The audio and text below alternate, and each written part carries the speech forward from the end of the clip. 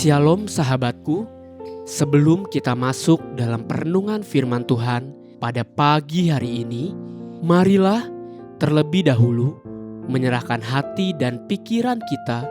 Marilah kita terlebih dahulu menyerahkan hati dan pikiran kita kepada Tuhan di dalam doa. Tuhan, terima kasih buat kebaikan-Mu. Kami mengucap syukur karena Tuhan tidak pernah meninggalkan setiap kami. Bapa, pagi hari ini kami serahkan hati dan pikiran kami untuk diajar melalui kebenaran firman-Mu. Haleluya, amin.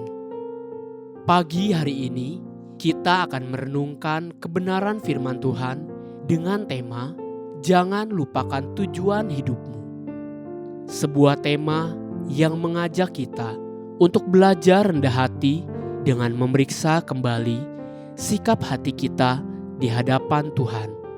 Mari kita buka Alkitab kita di dalam kitab Markus 2 ayat 13 sampai 17. Demikian firman Tuhan. Sesudah itu, Yesus pergi lagi ke pantai danau dan seluruh orang banyak datang kepadanya, lalu ia mengajar mereka.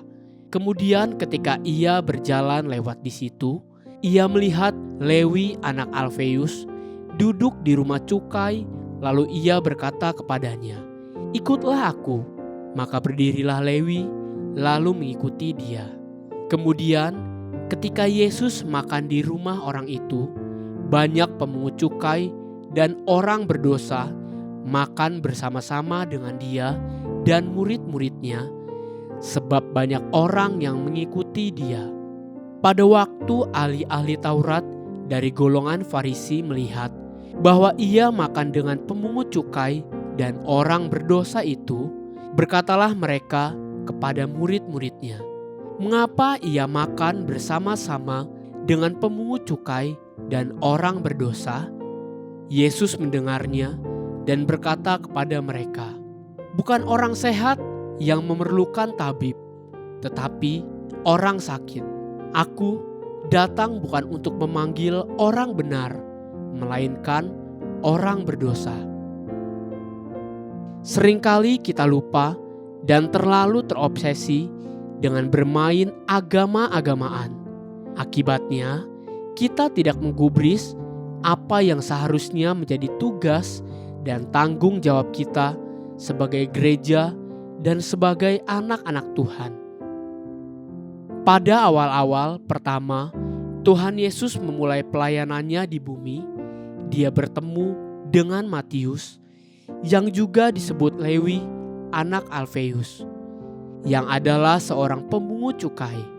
Matius juga kemudian yang menjadi salah seorang murid Tuhan, seorang rasul yang menuliskan Injil Matius. Berbeda dengan 3 Injil lainnya, Injil Matius menyingkapkan beberapa detail penting dari kehidupan pelayanan Kristus. Pada waktu itu, ketika Tuhan untuk pertama kalinya bertemu dengan Matius, Matius 2 ayat 14-15 menuliskan demikian. Kemudian ketika ia berjalan lewat di situ, ia melihat Lewi anak Alfeus duduk di rumah cukai, lalu ia berkata kepadanya, "Ikutlah aku." Maka berdirilah Lewi, lalu mengikuti dia.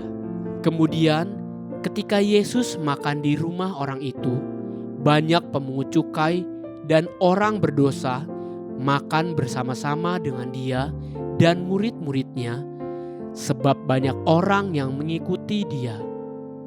Perjumpaan sederhana di mana Tuhan Yesus bersedia duduk dan meluangkan waktu untuk berbicara, berfellowship dengan seorang pemungut cukai.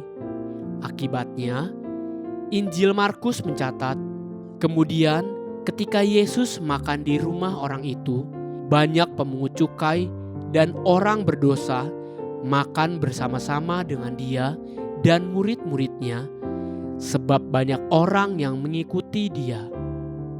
Kerelaan dan kerendahan hati Tuhan untuk duduk bersama seorang pemungut cukai telah membuka kesempatan bagi banyak pemungut cukai lainnya dan orang-orang berdosa untuk duduk makan bersama-sama dengan Dia dan murid-muridnya. Itulah gaya penginjilan yang Tuhan Yesus kerjakan waktu Dia di muka bumi. Sebaliknya, orang-orang agamawi, orang terhormat yang seharusnya lebih mengenal firman Tuhan, mereka justru menjadi terusik sehingga mereka berkata, Markus 2 ayat 16. Pada waktu ahli-ahli Taurat dari golongan Farisi melihat bahwa Ia makan dengan pemungut cukai dan orang berdosa itu, berkatalah mereka kepada murid-muridnya, "Mengapa Ia makan bersama-sama dengan pemungut cukai dan orang berdosa?" Inilah sebuah kontras yang terjadi pada waktu itu, namun juga masih terjadi sampai saat ini. Kita seringkali lupa akan tujuan kita ada di bumi, akan panggilan kita di hadapan Tuhan. Kita dipanggil untuk jiwa-jiwa yang terluka dan terbelenggu, untuk mereka yang kekurangan, bukan sekedar untuk mereka yang kaya raya dan berlebihan. Haleluya, sahabatku, biarlah firman Tuhan pagi ini menjadi terang bagi langkah kita dan kekuatan bagi perjalanan hidup kita sepanjang hari ini. Mari kita menutup renungan ini dengan doa. Tuhan Yesus yang baik, terima kasih untuk pengajaran-Mu pagi hari ini.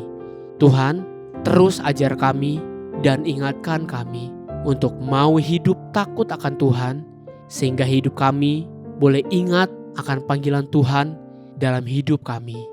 Amin. Jesus loves you and so do I.